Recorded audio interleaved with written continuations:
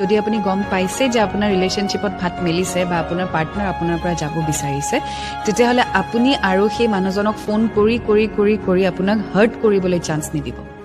Let them গো, যাবলৈ দিয়ক। আপুনি নিজে নিজে ফোন কৰি কৰি সুধি নাথাকিব কিয়, কি কাৰণ, কি কাৰণ আপুনি উত্তৰ বিচাৰিব দৰকাৰ নাই। তেওঁ উত্তৰ দিয়াটো তেওঁৰ দায়িত্ব। যদি তেওঁ উত্তৰ দিব বিচৰা নাই, তেতিয়াহ'লে আপুনি নিজৰ সন্মান, নিজৰ মৰ্যাদা হেৰুৱাই তেওঁক প্ৰশ্ন সোধাৰ কোনো দৰকাৰেই নাই। তেওঁৰ যদি ক'বলগীয়া আছে, তেওঁ নিজে আহি ক'ব।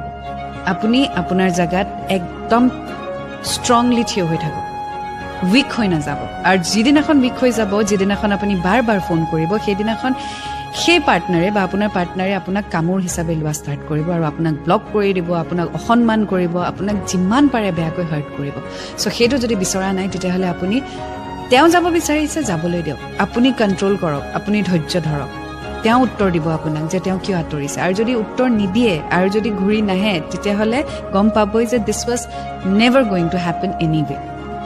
চ' যদি শেষ হ'বলগীয়া আছে, তেতিয়াহ'লে যি প্ৰকাৰেৰেই নহওক শেষ হ'বই, লাগি থাকি লাভ নাই।